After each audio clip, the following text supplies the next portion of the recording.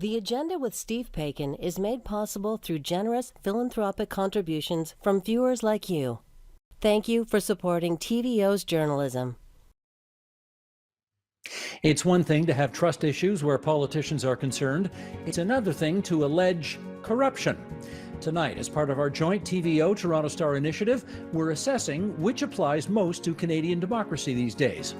Also, what if the liberalism in liberal democracy is actually working against our democratic aspirations? We'll hear the case for that view.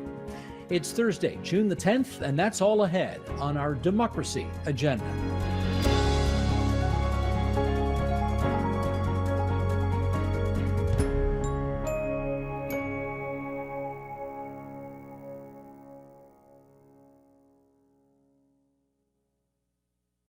There's an old saying that power corrupts and absolute power corrupts absolutely. Elected majorities in this country are pretty powerful. How susceptible are they, and those democratically elected at all levels, to the slippery slope of corruption? With us now to consider that, we welcome in Kingston, Ontario, Dr. Jane Philpott, former federal cabinet minister who resigned on a point of principle. She's now Dean of the Queen's University Faculty of Health Sciences.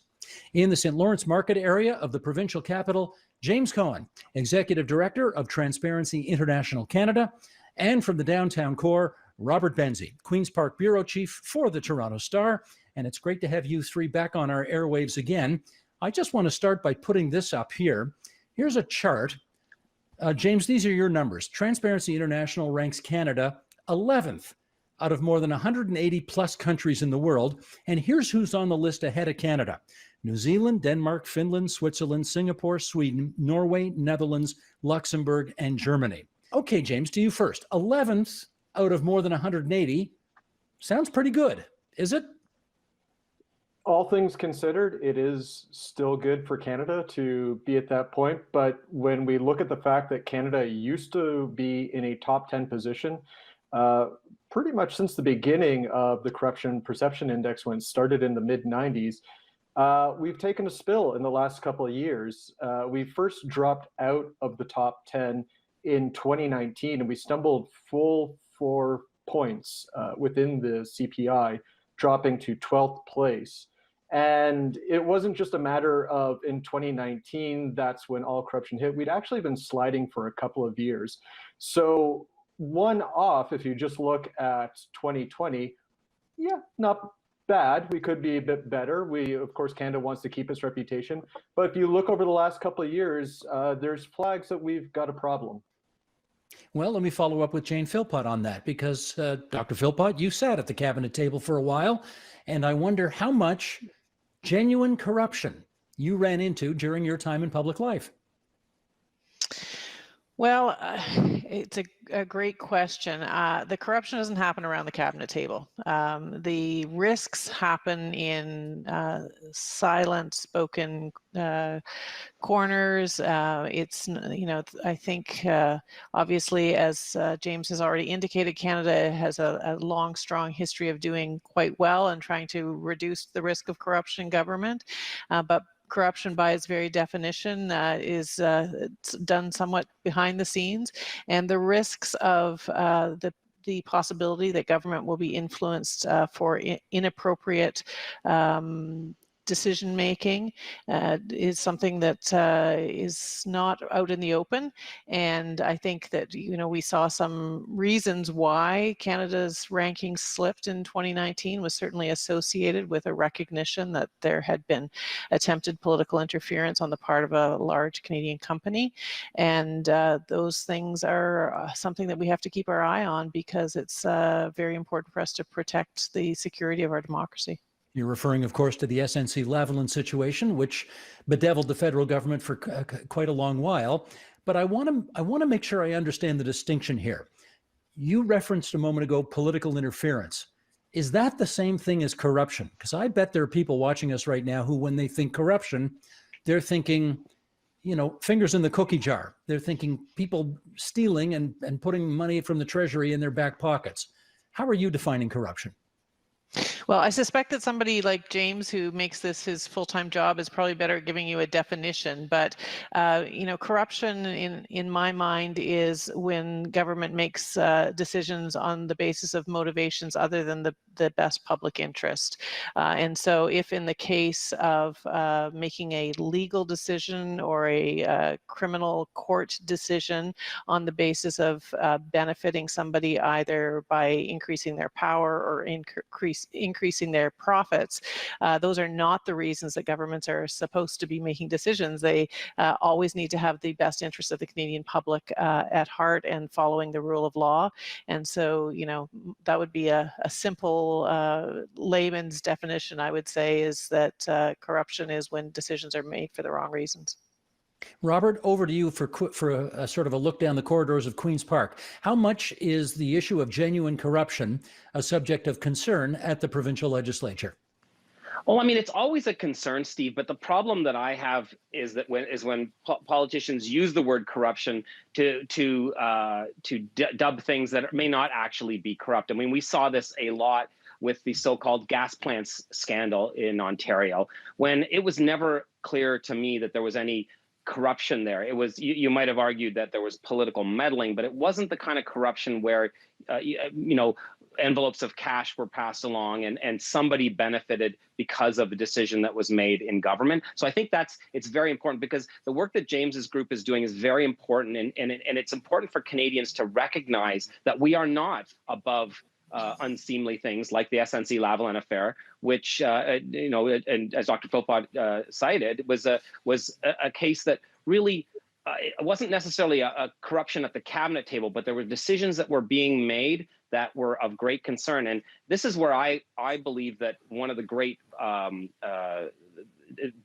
fighters against corruption is a free press. I mean, if it wasn't for my friend Bob Fife from the Globe and Mail, I'm not sure that the SNC-Lavalin affair would have evolved the way that it did. So I think that we in the media, Steve, have a role to play in putting a magnifying glass on what's happening in government.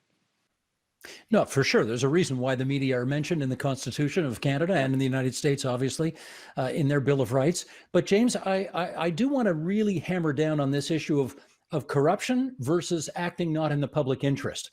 We've had two examples already on this program where we've talked about the gas plant scandal that happened under the Dalton McGuinty years, and of course the SNC-Lavalin scandal in the Justin Trudeau years. In neither case is any politician alleged to have put money in their back pockets or taken bribes or anything like that. The question is, did they act in the public's interest or in their party's partisan interests? Well, we know it's the latter and not the former. So in your view, do those examples rise to the level of calling them corruption? Right. So I'd agree that there's room to muddy the waters on the definition. So the most basic definition that Transparency International uses is that corruption is the abuse of private power for public office for personal gain. And that can even be too narrow, because it implies people thinking about, oh, I took the money for myself or a bag of cash. But personal gain can be things like the continuation of power or even enabling your network to stay in power. So it's not just the envelopes trading hands. It can be, I'll pass a bill for you now versus keeping, and then I'll make sure to keep you in power later, things to that nature. So there is kind of skirting up to the line on ethics, and then there's blatantly breaching it as well into, once we get into a criminal code matter. So it can be politicized, the word, and it can be used to just throw out, or it can be thrown out to just describe a policy people don't like. And that's where we get into, is working in public interest, how do you define that based on whose public interest? But once we get into the idea of somebody did use their public office to benefit themselves financially, benefit their friends financially, benefit the furthering of their career, benefit their network, that's when we get into corruption. Well, I really got to push back on that. And Jane, I'm going to do it with you because, the notion that two politicians go into a private office and say, if you support my bill, I'll support your bill, And if my bill gets passed, it'll help my political career and my network. And if your bill gets passed, it'll help your political career and your network. The bills may both be in the public interest, but they're certainly in the partisan interests of those politicians. But are we saying that's a corrupt private undertaking? Well, you're pushing us hard there, Steve. But I think the example that you give, again, I'm not sure that we're going to necessarily be able to draw a very rigid line, but because of course there are negotiations that happen and people talk about what it will take to support a bill, but in those cases, has somebody used their office to actually be able to make their interests better, whether it's their political interests, whether there's a profit motive involved, or either the gaining or retaining of power in those cases. And I think the passing of bills and having negotiations is part of what is involved in politics. And in that example that you described, I don't think that would meet the level of corruption. But I think there are going to be much more blatant examples, and the case of the attempted interference with a criminal court decision and asking the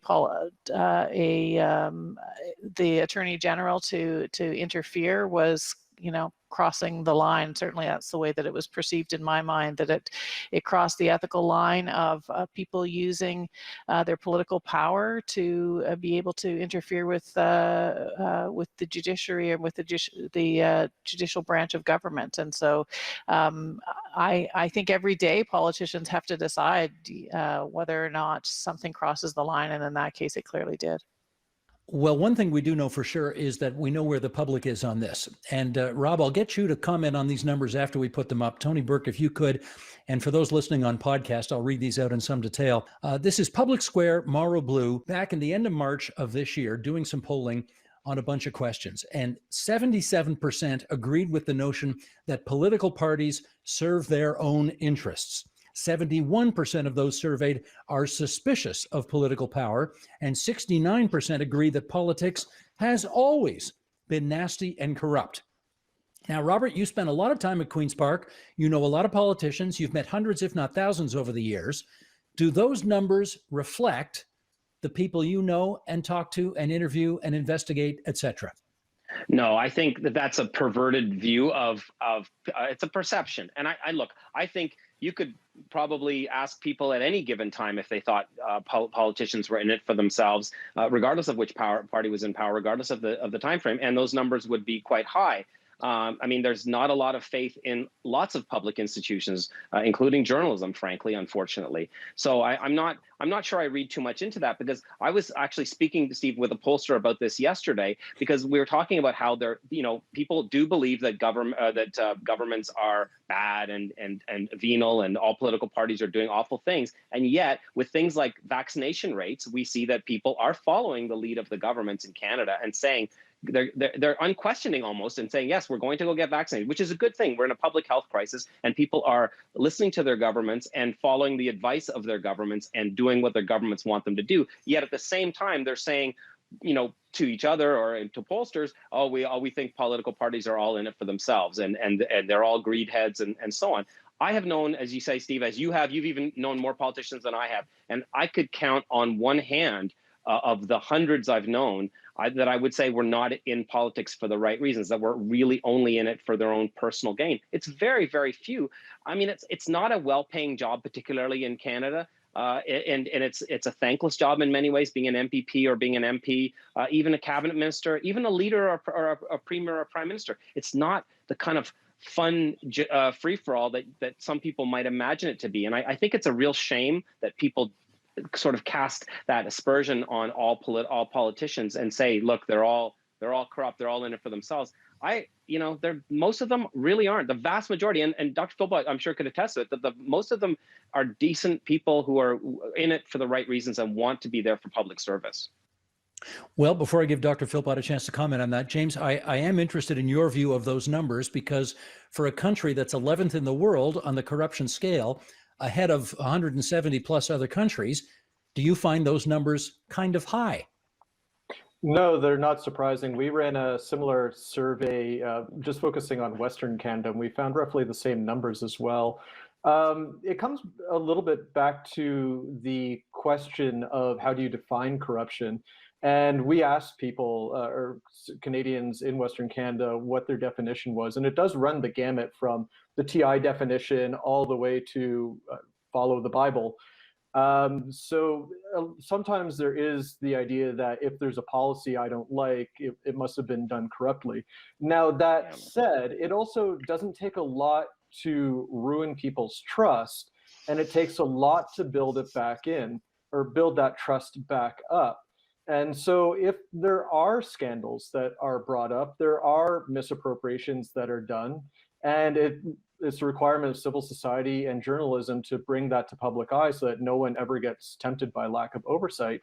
But when they do come out, it does take a long time for the public to regain trust. And so politicians should never take that for granted but I know I'm doing something for the public good. They've got to also comment to their colleagues and to the public institutions that we all have to keep up the status, be transparent, be accountable, show integrity, why we should keep public trust. And that's really important. Well, I am going to go to Jane Philpott on this because you and I were both alive at a time in this province when if you wanted to get a job at the LCBO, you had to know somebody in the Tory government who would give you that job as a patronage appointment to say, thank you for supporting your progressive conservative party. Now, we don't live in that kind of a world anymore. Those jobs have been professionalized and so on.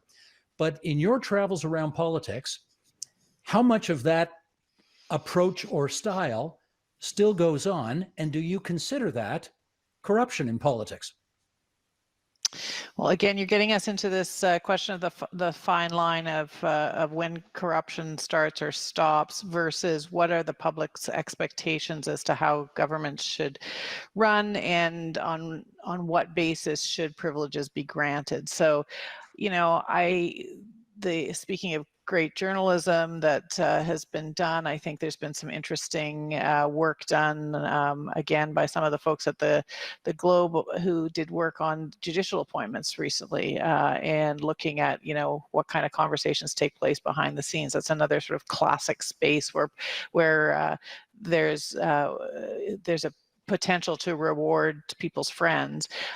I think we've come a long way, and I certainly saw lots of good progress in terms of what the processes are to make sure that that appointments are made, that there's a transparent and open process that's fair and everybody is eligible. I think people would be fooling themselves to imagine that there still aren't decisions that are made as to who gets what job at various orders of government. And this is not any particular party or any particular type of government based on, who's gonna be easy to work with. It might be something that's as simple as that, not just about a financial benefit or a political benefit. Is that corruption? I'm not sure that it necessarily meets the bar, but what it does do is feed into those numbers that you're talking about.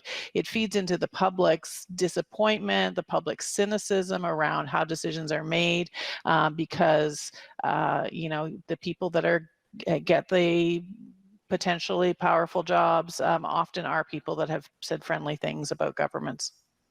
No, fair enough. And Robert, I want to follow up with you on that. Let me put it this way. Patronage, patronage is a part of democracy. It's a part of politics. It's always been, it's always going to be. I never got particularly fussed about patronage when somebody was qualified to be appointed to a position that they could do. What I think bothers people is when people who have no qualifications for a particular gig but get it anyway because they happen to wear the right party stripe. That may be a problem. So on that latter point, how much of that still goes on in public life in this country? Well, patronage appointments have been the bane of governments for forever in this country, and journalists love them because we pour over them and point to the cynicism and here at Queen's Park, Steve, you and I have talked about this many times before.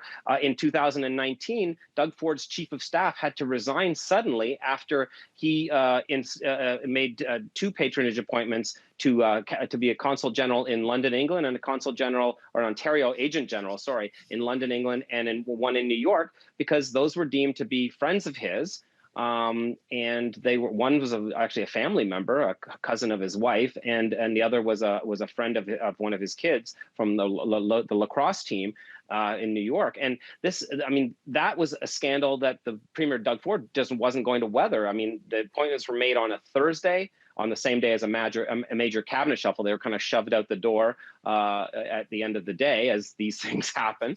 And then the next day, the chief of staff was resigning. And I think that was a situation that told us that the government does not have a high tolerance for that kind of patronage. I don't think that's corruption. I think Dr. Philpott is correct. You have to be very, very careful of the line between patronage and corruption. But the thing is, in the public's mind, it's blurred, and I think that people do pay close scrutiny to patronage appointments because they're looking for things that they believe to be corrupt. But that same day that the Tories made those appointments, a former Tory president got an agent general job in Dallas, and another liberal who was close to the Ford family got an appointment in Chicago. So those, and there wasn't as much outrage over those because those people were deemed to be qualified. Well, okay, let me pick up on that with Jane Philpott. In your time in public life, how often did you see somebody who was manifestly unfit to serve in the position to which they were being appointed, given a patronage job? Because I'll grant you, in that case, that's pretty indefensible.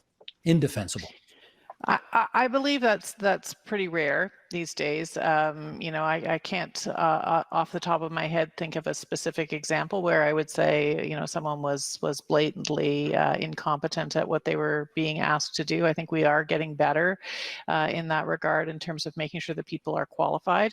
And, that's why these kinds of appointments leave room for people to be able to have choices, is because sometimes there are multiple, in fact, large numbers of people who might be qualified. There's a lot of people who want to be a senator. That's a fairly popular thing to look to, and there are thousands of Canadians who might have qualifications that would make them to be excellent senators. And so you're left with sometimes challenging choices to say, are we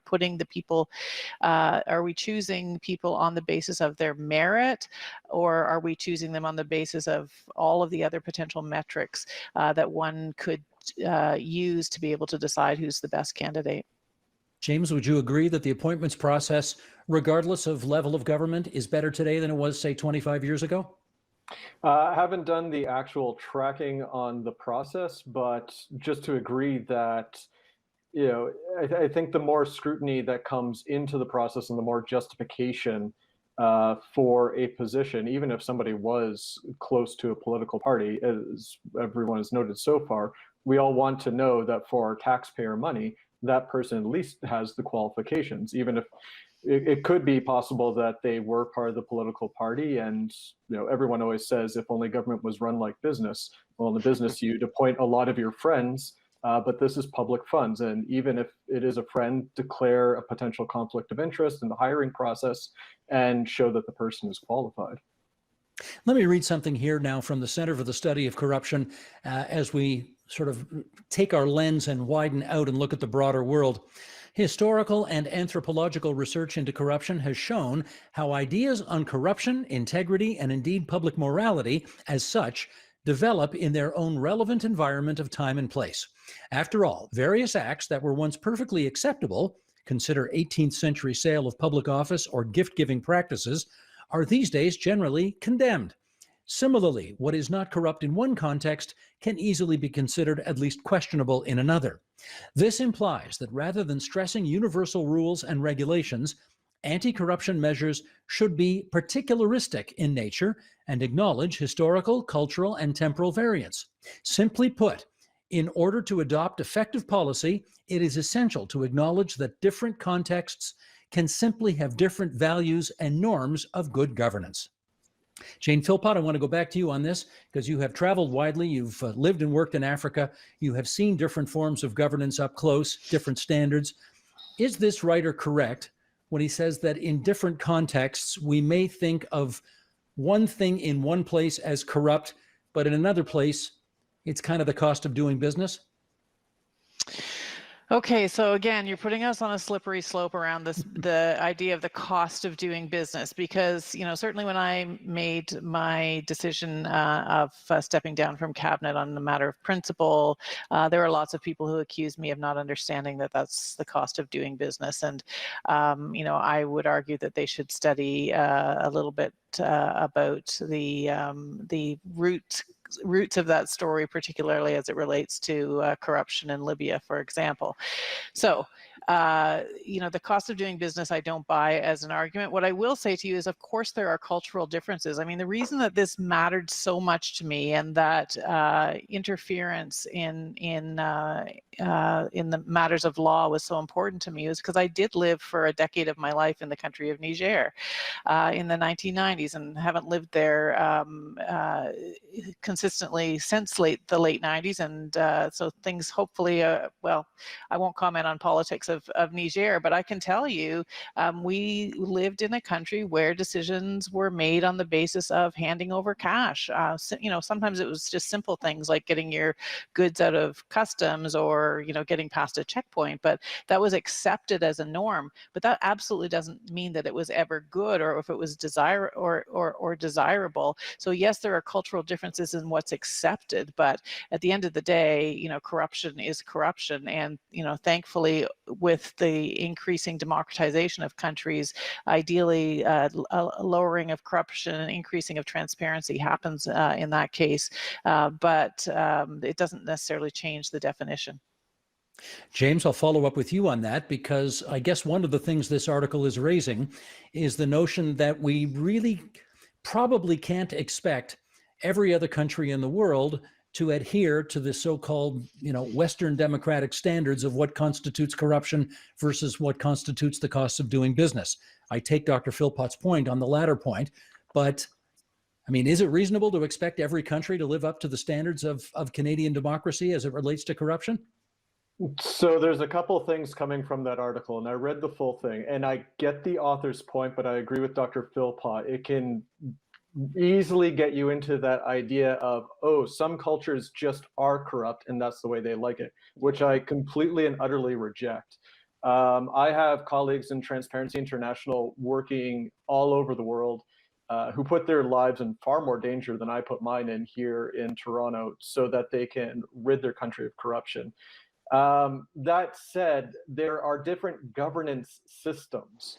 And within those systems, you then ask, is it transparent? Is it accountable? And does it have integrity? Nobody likes to be called corrupt, or even, you know, Transparency International, having gone into meeting rooms with businesses and governments around the world, people get their back up against the wall pretty quickly because it's a very dirty word. People do like the word integrity. So for example, one time I was in Burundi as part of a TI delegation, and we were talking to police officers in Burundi, and we showed them the East African corruption index put up by our colleagues at TI Kenya, and they saw that the Burundian police service was ranked as more corrupt than the Kenyan police service. And they all scoffed at that, saying, no, no, no, no, no, we've all been to Kenya. We know how corrupt their police are. We've got problems, but we're not that bad. So, okay, Burundi's not going to be Norway overnight, but obviously there's a standard. And this idea that they just like corruption, no, it's still a dirty word. And they don't want it. It's just a matter of, can Westerners, can Canadians, or any other people take our codes of anti-corruption, go to another country and just enforce them without observing what are the economic and political circumstances that brought people to certain corruption? I mean, whenever we say some cultures just like corruption, it often negates the role that Westerners play in enabling that corruption for generations and building in those systems. So yes, time and context, very important, but look at the whole history of how a situation got there.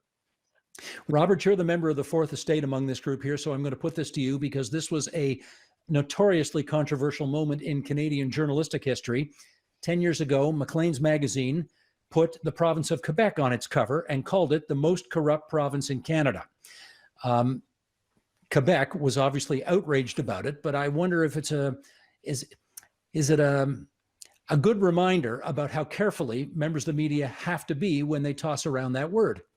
Yeah, no, certainly it is. But as I recall from that article, which I believe Marty Patrick wrote, it was a pretty exhaustively researched piece. Some province has to be considered the most corrupt in Canada. So if it's not Quebec, which is it? Is it Ontario? Is it New Brunswick? So I think, yes, we have to be very careful when we throw those terms around. But when you have a lot of evidence of corrupt incidents, whether it's the construction contracts that you had in Quebec with bridges collapsing and other things like that, then you have some evidence. And I thought Maclean's was bold to do that at the time. And I know they took a lot of heat for it, but just because they took a lot of heat doesn't mean it wasn't accurate. Well, and there was the sponsorship scandal too, in which 2 businessmen and a public servant went to jail over that, although I note no politicians. Okay, Jane Philpott, I got to ask you, in your time in public life, did anybody approach you to do anything illegal or ill-advised or unethical or, let's call it, corrupt? Did you run into any of that? I did not run into that from the point of view of anyone overtly in government asking me to do anything that was ill-advised. You get a lot of Canadians who want you to make decisions that would be ill-advised, like appointing them. So it's not an uncommon thing for a cabinet minister to get letters of request from people who should know better, saying, "Hey, can you get me this job or that?" So requests come from members of the public to see if you can influence things. You know, can you get extra benefits for my family members? Can you move them up the line for getting their immigration status clarified faster? Those are the kinds of things that politicians, I think, encounter quite frequently. But I'm happy to say that I was not overtly asked in any way by any of my fellow politicians to do something that was corrupt. Good to know. Jane Philpott, James Cohen, Robert Benzie, great to have the 3 of you on TVO tonight. Take care, everybody. Good night, Steve. Thank you. Thanks.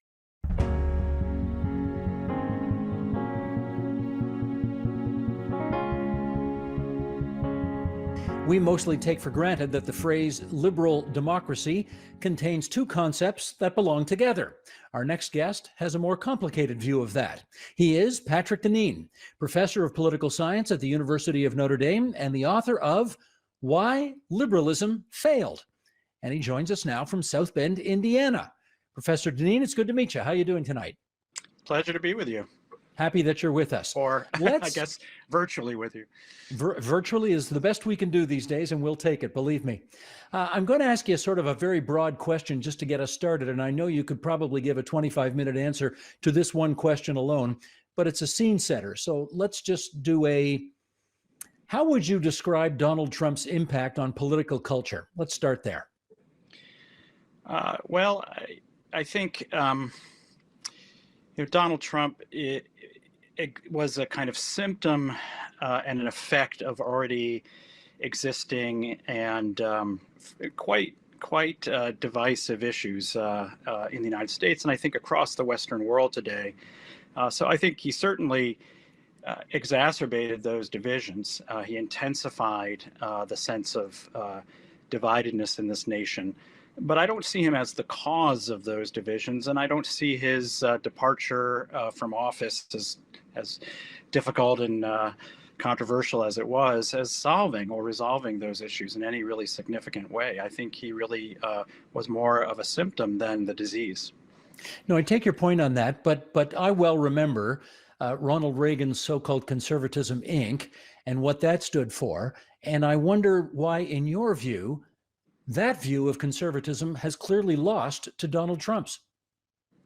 Well, I think the reason and the argument that I make in my book is that what we typically call conservatism, at least in the United States, is really a variant of liberalism. We might call it classical liberalism, a kind of libertarianism. And really what we've seen over the last 50 years in the United States is a kind of battle or a contestation between two kinds of liberalism, one that favors a kind of free market economic approach, and one that favors the role of the state in ensuring equal liberty. But as it turns out, this kind of liberalism has not done well or not served well, especially sort of ordinary, typically working class people in the kinds of areas I live in the heartland of the United States. And I think so a lot of the divisions weren't just, and a lot of the reaction against that we saw in the 2016 and then 2020 election weren't so much kind of the usual conservatism against liberalism. It was a real rejection of both liberalisms, both conservative liberalism and progressive liberalism. And I think that's really the story that tends to be missed when we focus solely on Donald Trump. Well, which is why you have described it thus in your book. This is Know Thyself. Liberalism created the conditions, you write, and the tools for the ascent of its own worst nightmare, yet it lacks the self-knowledge to understand its own culpability. So what are the conditions and the tools that liberalism created that enabled Trump to become president, in your view? Well, in interesting ways, Trump, and you mentioned Ronald Reagan earlier, Trump ran in some ways in the first and most important instance against the conservatism of the Reagan era. We tend to focus on his battle with the progressives and with the media and obviously with Hillary Clinton. But really the reason and in some ways the most significant aspect of his candidacy was the way that he overturned the old conservatism of Ronald Reagan, what I described earlier as a kind of liberalism. And if we think of the areas that especially Ronald Reagan was foremost in advancing, it was a kind of free market ideology, the beginnings of a kind of globalized economy, a financialized economy, the outsourcing of jobs, the waning of the significance of the manufacturing sector in favor of a financial sector. And it was a very robust and interventionist foreign policy that saw the role of America as advancing liberal democracy in the world. And what really is worth noting is that Donald Trump defeated these two aspects of the Republican Party, of what had been seen as conservatism. In some senses, you could say, reflecting, I think, certain commitments that might have once been dominant on the left, a kind of more interventionist kind of economic policy, one that favored domestic production, but also a much more modest kind of foreign policy, one that sought to avoid intervention in foreign wars or to create foreign wars.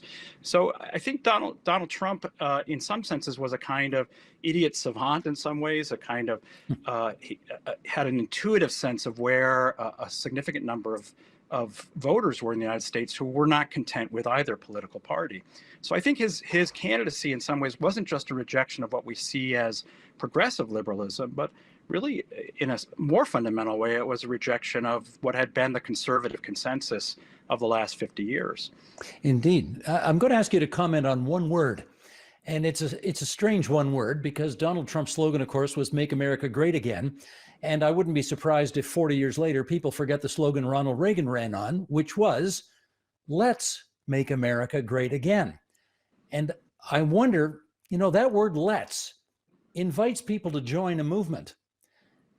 Is there significance in Reagan's having that word and Trump's not having it?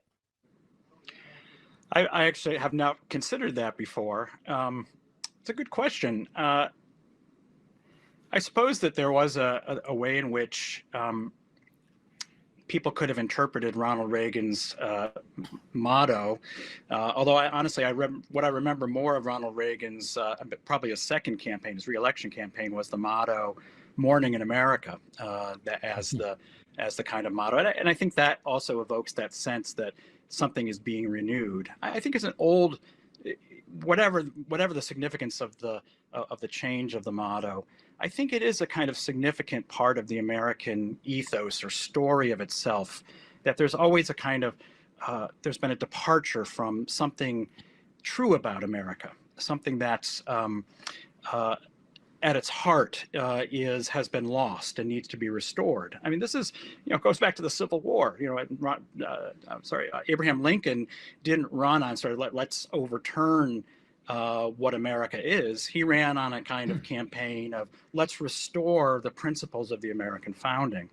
So I think beyond the change of the words, I think the significance is that Donald Trump tapped into a very old American narrative of a kind of restoration of something that had been lost. Let's do another excerpt from your book here, and we'll ask our switcher, Tony Burke, to bring this up, and everybody can read along at home. Liberalism, you write, has failed because liberalism has succeeded. As it becomes fully itself, it generates endemic pathologies more rapidly and pervasively than it is able to produce band-aids and veils to cover them.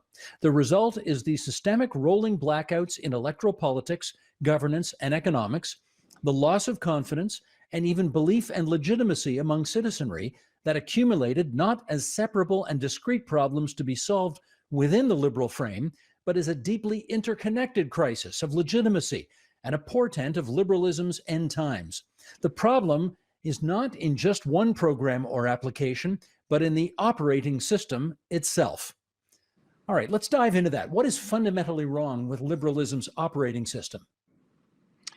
Well, I guess to get momentarily a little historical and philosophical, liberalism was created, roughly 500 years ago as a philosophical movement, with the idea being a way of organizing our politics that would allow people to live in peace with each other, regardless of their deeply held beliefs and commitments, often seen as arising from the wars of religion, and that liberalism would be a kind of neutral order that would allow people to live freely under their own lights, whether as parts of religious traditions, as non-believers, as non-conformists, as people with deep and abiding faith or various beliefs.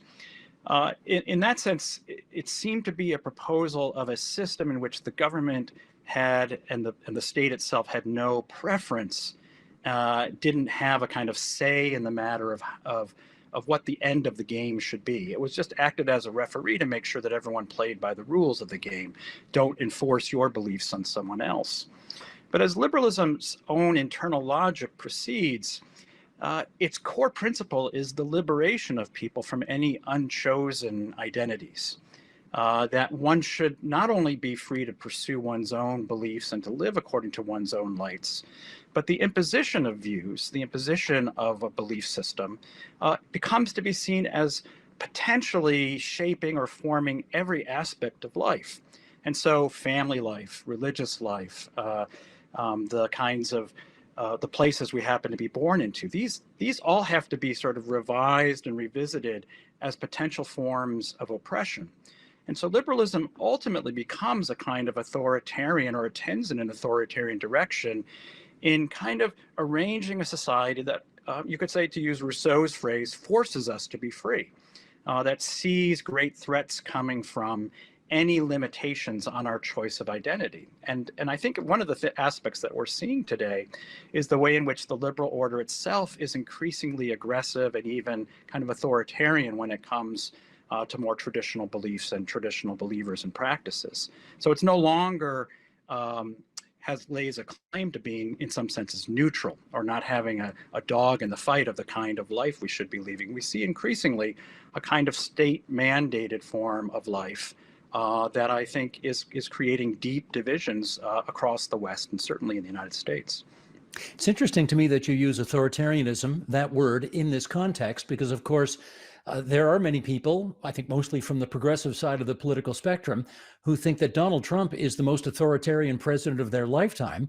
And if anybody ought to have the authoritarian tag put onto him, it's certainly not liberals, it is him. Could you speak to that? Well, sure. I think in some ways it seems like the core, the background belief is that one can live in a world without authority. We certainly know that's not the case. There's always going to be a statement or a stance regarding what should be authoritative in a society. And I think that from the standpoint of those kinds of more traditional beliefs, of religious beliefs, for example, such people would regard both past presidents under President Obama and policies under the current President Biden, as quite authoritative and even reaching the point of authoritarianism, that mandates about healthcare, mandates about how one should organize one's religious institutions, or how one should express one's religious beliefs in public. But even beyond the state, of course, we're seeing increasingly very deep forms and pervasive forms of a kind of authoritarianism in what is supposedly the private parts of life, especially from corporations, the use of corporate power, especially technology companies, their extraordinary economic power to enforce a kind of set of norms that increasingly hew to a kind of liberal progressive worldview. So I suppose that it's the case that one is always going to confront expressions of and forms of authority, which, if one is subject to those forms of authority, one will regard as authoritarian. My point is really just that liberal order claims, it states explicitly that it is indifferent to the questions or ends or the purposes of life. But in fact, it has an authoritative set of principles that it endorses. And when I suggest that liberalism is in a kind of crisis, it's precisely because great many people don't actually agree to those forms of authoritative values and norms that today are becoming quite plain and visible in liberal states and liberal nations. Well, let's find out where that puts us today, because if Reagan-style conservatism Inc. is demolished, and if the liberal operating system that you've referenced is also gone, is there a new and different operating system that you think we should welcome? Well, I think right now we're in a great, obviously very titanic battle that in which you see, it's interesting you say Reaganism has died. I think Reaganism has moved in some senses to the left.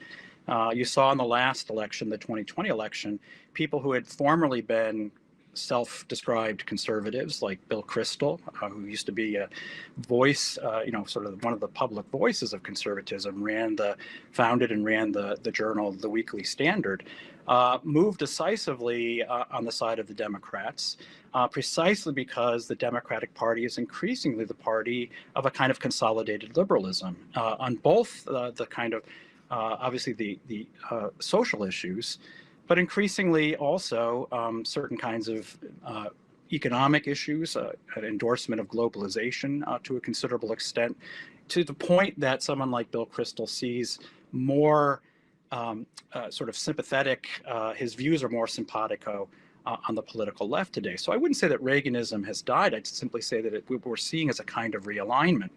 Instead, what you're seeing is an alignment of what had been formerly, I think, more left economics, a kind of more nationalist economics, which used to be the economics of the Democratic Party, protecting manufacturing, the working class, those with lower skilled jobs, as opposed to the kind of laptop class that has moved increasingly to the progressive side, but an alignment of a kind of economically left and a more socially right perspective. I think you see the rising number of Hispanics voting for Republicans, which we just saw in a recent local election in Texas, which is surprising many people, that reflects this kind of realignment. So I think what you're going to increasingly see in the United States and across the West is a kind of consolidated party of liberalism, of both right and left, formerly right and left liberalism that used to be the divide, the political divide in the United States and much of the West. Increasingly consolidated into one party, and its opposition becoming a kind of anti-liberal party. And I don't mean that as if it's some great boogeyman or something which should cause great fear. It combines a kind of a more interventionist and welfare, families-oriented kind of welfare state with a fairly more, I would say, a more conservative forms of social policy, and I think the economic forms of support, especially for families, would coincide with that more kind of family value-oriented approach in the social issues. Let me ask you about the current president. He obviously has a a huge spending program that he has proposed right now in the order of trillions of dollars. It is much bigger government. It is much more involved in people's lives, or it would hope to be. If it proves ultimately to be successful, would that, in your view, do the trick of giving liberalism a new lease on life? I think that it's interesting. I actually think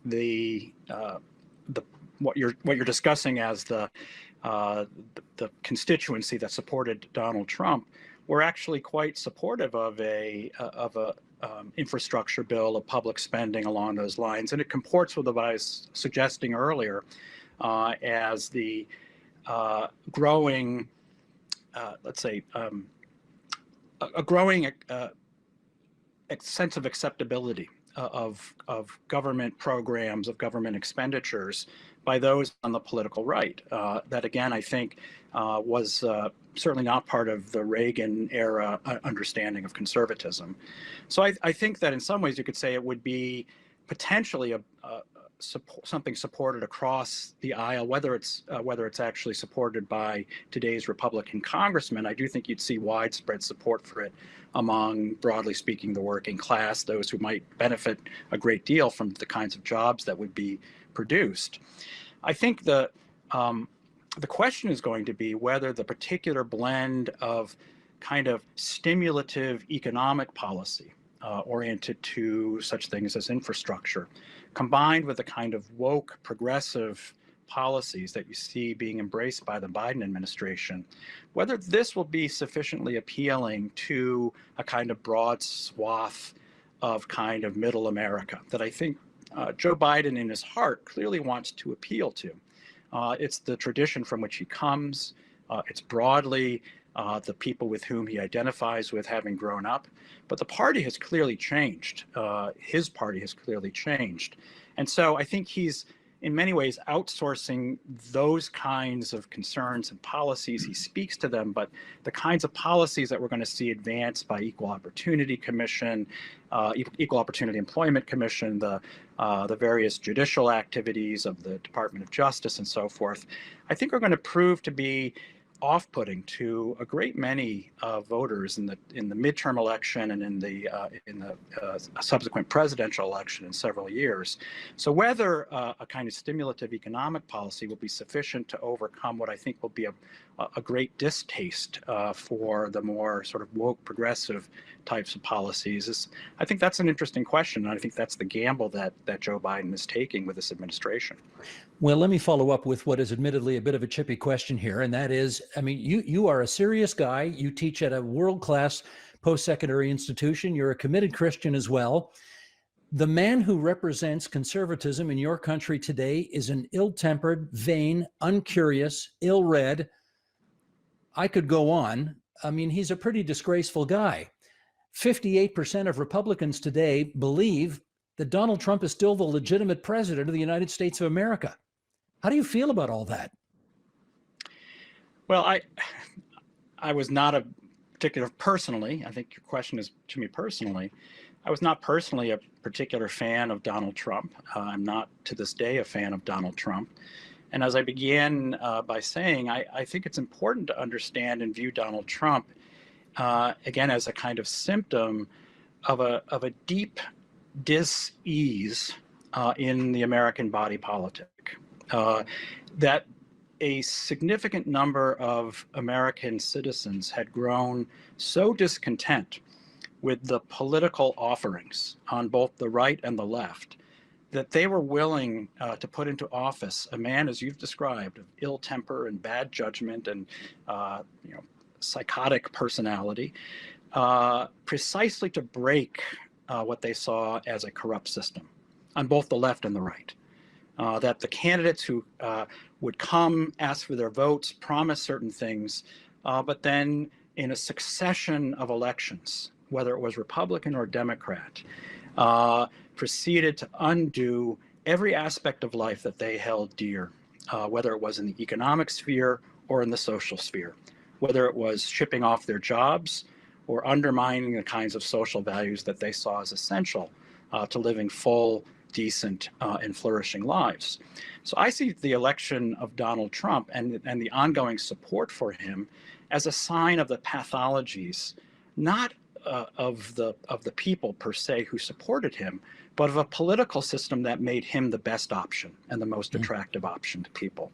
I would like that to be the focus. I think the more we focus on the personality of Donald Trump, the more we are avoiding, and it seems to me willfully avoiding, the kind of analysis we need to undertake to really understand the political currents that are at play. And I think they go well beyond Donald Trump, and they will be with us after Donald Trump is a bad memory in the mind of many. And I would prefer to make the focus those political conditions that led to the rise of someone so ill-suited to the office, but nevertheless revealing the illness and the pathologies of our political order. No, well said, and totally fair point. I got 10 seconds left to ask you about the fact that Barack Obama said the other day he's read your book and really liked it. What'd you make of that? I take it as a high compliment that someone as intelligent as Barack Obama can read someone with whom he probably disagrees, but nevertheless find value in those works or in those words. And I, as an intellectual, someone who reads widely, I hope to do the same. I'm not doctrinaire in what I believe per se, but I think we need to confront and think about those with whom we might disagree to come to a deeper understanding of where we are today. And I appreciate your having me on to do precisely that. A delight to have you. Patrick J. Deneen, Why Liberalism Failed. He joined us from South Bend, Indiana at the University of Notre Dame. Thanks so much, Patrick. My pleasure. The Democracy Agenda is a joint TVO Toronto Star initiative, and we'll have the final installment for this broadcast season in 2 weeks' time. As well, you can check out my column in today's Toronto Star on the big difference between allegations of corruption and parties merely putting their interests ahead of the public's. And that is the agenda for this Thursday, June the 10th, 2021. How do we make sense of the horrendous hate crime that targeted and killed 4 members of the same Muslim family in London, Ontario this past weekend? Well, Nam Kiwanuka is going to look for answers tomorrow. I'm Steve Paikin. Thanks for watching TVO, for joining us online at tvo.org, and Nam, we'll see you tomorrow. The Agenda with Steve Paikin is made possible through generous philanthropic contributions from viewers like you. Thank you for supporting TVO's journalism. The Agenda is always on. To catch up on conversations from this week or any week, visit our website, tvo.org/theagenda, or our YouTube page at youtube.com/theagenda. It's all there for whenever you want to watch.